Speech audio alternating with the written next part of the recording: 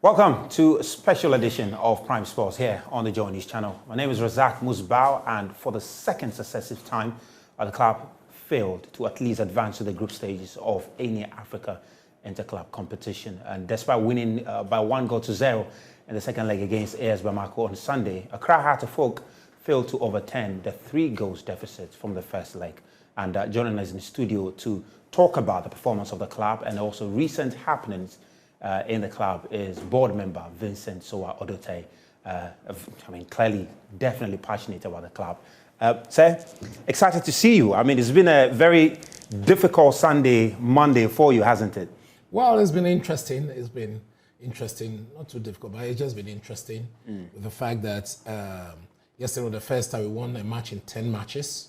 But of course, with mixed emotion, we couldn't qualify because we were expecting really to qualify because of what we did last year in Africa. We were seeded, so we thought we could improve upon that. And then with the unfortunate misinformation and behavior of a few other supporters, yes, it's been interesting, but not difficult. It's not a storm we cannot ride. We are really looking ahead to making sure that we proceed with the trajectory that we are doing to position the club to attain preeminence, to make sure that we are able to make this club one of the greatest clubs in Africa. And we believe that with what we've done in infrastructure, in finance, and the success on the pitch, we are very close to achieving that. And we are not really patting ourselves at our back by ourselves.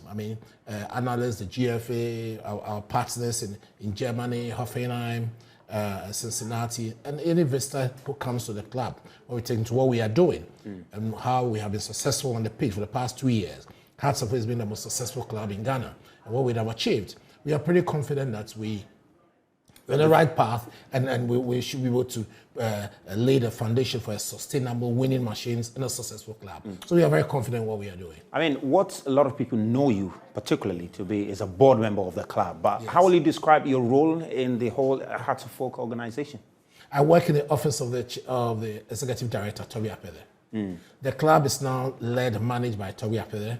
Since the Hearts of Oak transition into the as a limited liability company, we've had 5 managing directors, some from the FA, one of them vice president of the FA, one NCC president, chairman, another NCC secretary. The committee type of management has been tried, myself, Frank Nelson, Thomas Esso, Alaji Akambi, to more or less mirror what was being done before we went public. And then we've had 2 private sector men in there. But now the executive director, the majority shareholder, has taken upon us to manage the day-to-day affairs of the club, and I work in his office. So that's what I do.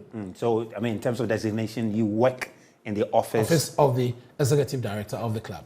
Interesting. Let's talk about yesterday. Yes. That was an interesting one. Of course, the club won 1-0. But tell me, what do you make of the performance of the club? Well, I think that I'm someone who believes that the data, the league table doesn't lie. Where you are on the league table and the number of matches you've won shows how competitive we are. At the moment, at least the latter part of last season and the beginning of this season, we've not been competitive. We've played 15 away matches. We've lost 8. We've won 1. We've drawn 5. Yeah. Yesterday was the first time we won a match in 10 matches. First time in 10 games. In 10 games. So we are not competitive. Yeah. That's why it calls for the change of the technical leadership of the club. So yesterday, yes, we went into Mali. Unfortunately, we lost by 3 goals to Mali. We thought we could do something. We put all the stops together. We prepared well, do everything that we thought could motivate the boys. Unfortunately, it wasn't to be. But to me, I think that those of us who love football, those of us who are listening to me, you cannot be successful if you don't lay the right foundations. It's Kotoko went away a few weeks ago to Kadiego of Burkina Faso. It's not just a flow. Our football is not competitive domestically. It's not just Hearts of Oak. It's not just something. And that is what the board and the leadership of Hearts of Oak want to change. We want to make sure that we will not play second fiddle to the North Africans. It means that we need to invest in infrastructure, we need to invest in personnel, we need to look at our finances and set up a machine that will make sure that we win in a sustainable way. Football, unfortunately, most of the fans don't understand. It's beyond 3 points on Sunday. The past where we run football, where it's just 3 points by any means necessary, is taking us to where we are now. where we're not competitive. We have the talent, but we cannot achieve any sustained competitive. And that's what is born. Let there to be the 14 we are trying to do. And we believe with what we've done. For the first time, Hearts of Oak, we can train on our own pitch. We have 4 pitches at Pobiman. We're the most successful club in the past 2 years. As I speak to you now, our finances are up to date, up to June 2022. Not even a lot of private firms in Ghana have their accounts up to date. In November, we're going to go to AGM, where we're going to look at the 2022 accounts. In terms of infrastructure, the Pobiman Academy, we have our own commercials. We are building a head office.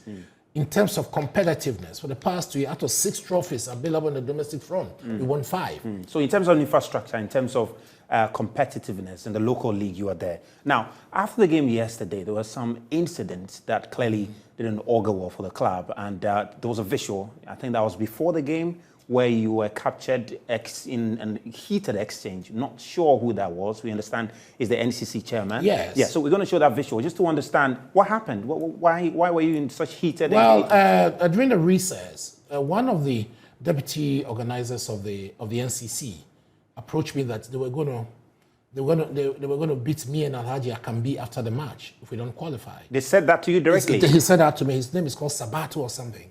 So he was standing next to the NCC chairman. So I went to the NCC chairman and asked him. He asked the NCC chairman, why would he allow one of them to threaten the life of a director? Then he remarked that we cannot continue to gag the supporters, the NCC chairman. So I felt I needed to tell him that he's behaving responsibly. I mean, you can't do that.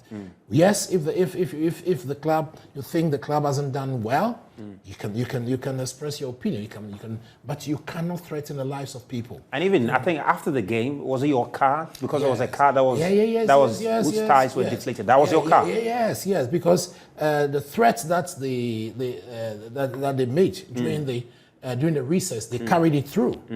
They carried it through. Of course, I mean. Unfortunately for them, the police were there, national security, the BNI were there, so they've taken over. I'm sure most of them forgot that the whole place is wired. There are CCTVs. So comments, those who made comments during the recess, those who were involved, whatever they made, have been captured. We understand you reported to the police. No. The police went ahead. The commander at the stadium went ahead and reported to their bosses, and they lodged a complaint that this is the incident. So obviously, I'm one of those involved in that. So I had to go there also to tell them my version. So the police is looking into it. But the allegation by the fans is that you and Mr. Akambi and a few others are the reason why the club is at a standstill and not making progress. How do you respond to that? That is not true. These are comments made by people who probably want influence. They are just predators waiting to jump on any little mishap. You can ask the FA, you can ask everything. The facts don't lie. They can have their own opinion. They cannot have their own facts. We are the most successful club in the past 2 years since Tommy Apeda became the executive chairman. At the moment, for the first time in the history of Accra Hearts of Oak, we train on our own pitch. We don't move from renting pitches altogether. As I speak to you now today, when you go to our Pobiman, we are starting to roll out the most expansive artificial turf. We have 4 pitches in our academy. It's not just sports. It's not just a football academy. It's a sports facility with a mini golf, with lawn tennis, basketball, volleyball. And then one is done. There's a plan to build a 100-room 3-star hotel. When you come to the pitch, people will say that you talk about a head office. You talk about a commercial center. So you think all of these makes it unjustified for some to say that you are the reason why the club is not progressing? The club is not. I disagree with them. The club is progressing. The club has progressed. When was the last time a Ghanaian team was seeded in CAF competitions? Only this year, Accra Hearts of Oak. Because we're the only team that beat those who won the club that won the Champions League last year. So I disagree with that. But in an event where you're working for a club whose fans are critical as far as the progress of the club is concerned, and they appear not to like you, I mean, how do you work with them then? How are you going to work with them? No. Because you know the fans are critical as far as the progress they of are the club is concerned. misinformed. The vision the energy, the investment we put in, and where we are at a critical point. We are on the point of no return. Why are you not helping them to stay informed then? Because you are in a very sensitive position to help them understand what you're doing. Because if you say they are misinformed, they're in a good position to correct that. At the end of the day, our biggest mistake or the biggest lapse in what we are doing is that we've not been really regular with telling people about our achievements, and we've not been, and that created a space for people to just misinform. Anybody who says they don't like Honorable Obama or can be my point with fact. Great. What they speak about. Great. We disagree with them. Look. We will come back briefly to talk about what you have for the club, going forward, and also a bit on Sowah Odotei, whether he will ever return, because the fans are calling for his return. We'll try and get your thoughts on that very briefly. All right. No problem. We'll take a quick break. We'll be back. We're speaking to board member of Accra Hearts of Oak, Vincent Odotei Sowah. You're welcome back. But what we can assure you is that we're going to have an extended version of this very engagement. Look forward to that this week. We're going to have an extended one. But Mr. Vincent, clearly time is not on our side. But what a lot of fans of Accra Hearts of Oak want to know is when you will announce a substantive coach for the club. That will be pretty shortly. That will be pretty. Is it going to be the Serbian that we've heard of? Well, I'm sure wait for the announcement, but that will be pretty. We understand Anu Walker is also interested. Anu Walker is not interested in Accra Hearts of Oak. Have you engaged Anu Walker? Anu Walker is not interested. It really amazes me when he keeps behaving in the media the way he's behaving, and he gives people the impression that he's not interested. Why do you think he's doing that if you don't engage him? I think you must read between the lines. He's not interested in Accra Hearts of Oak. So I'll plead with him to stop giving people the impression that he's interested and people should go to Samatex. That is not the truth. Should the fans ever expect a return of Coach Sowah Odotei? Well, I can see, for now, it's not something that the board has discussed. It's not something that the board has discussed. We take exception to what he did yesterday by getting onto the inner perimeter. You didn't allow him to get to the inner perimeter? No, we never allowed him. Then how did he get there? As to how he got in, it's the same old thing. I mean, how some supporters could lead him, and then you claim that you love the club, because that was definitely was going to distract the players. The board takes exception to what he did yesterday, because it's never done anywhere.